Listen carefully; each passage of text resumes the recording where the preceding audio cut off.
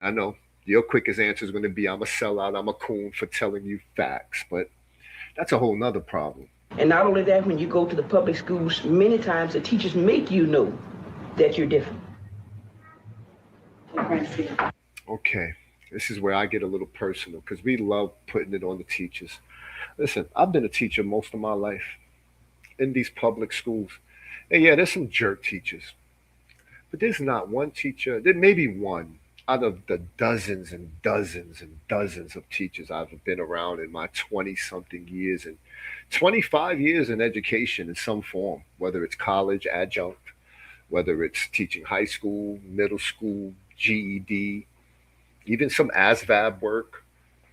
The point is, welfare to work programs.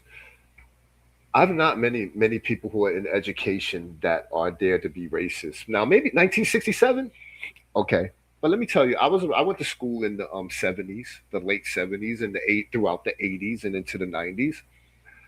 My teachers weren't racist at all, really. They were all white. They were all Jewish and Italian women and men, and they were all white for the most part. Really, I never had a black teacher growing up, ever, ever, ever, never. Now thinking back, never. I've never had one black teacher in my whole life.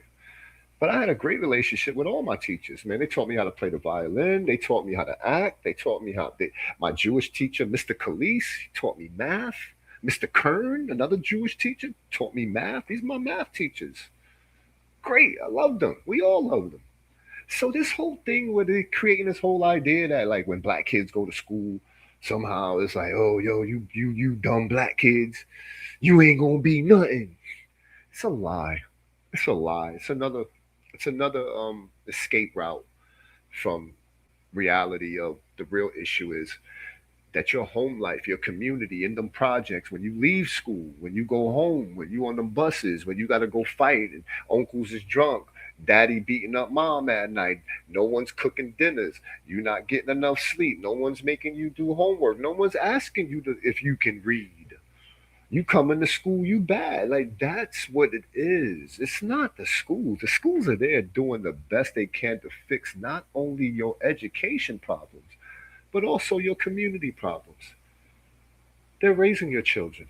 And but these liberals and these type of people who are always begging for money and more welfare, and they always say, "Yo, we need more after school programs." They don't go to the ones that are open, and the ones who go are already the good kids, and we do want to provide things for them, but we need to lock up them bad kids. Stop coddling them. All is the same. Let's go.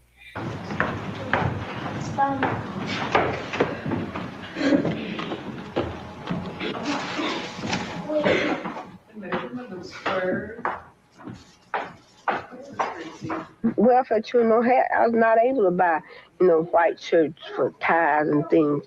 If a mother go out like I do, I buy my child these knit sweaters and bandana sweaters and things like that. And he wear them with his pants. But Friday, he got to wear a shirt and a tie. And I just don't have it. They have sent my child home twice, last year for not being dressed in a tie. And I mean, it made me real mad. And I called the person and told him, I said, look, my child ain't got no shirt and ties. Now, if you want to have one, you buy him one. See, that mentality's been in our community way too long, and that's some single mother mentality. No man would say that. Well, today y'all will, but no man that I know of, like as grown men in the '70s, '80s, '90s, like they would never say that, bro. There's too much pride. You find a way. You find that. What is it? $3 back then? Probably $3, just a tie, pop on. Come on.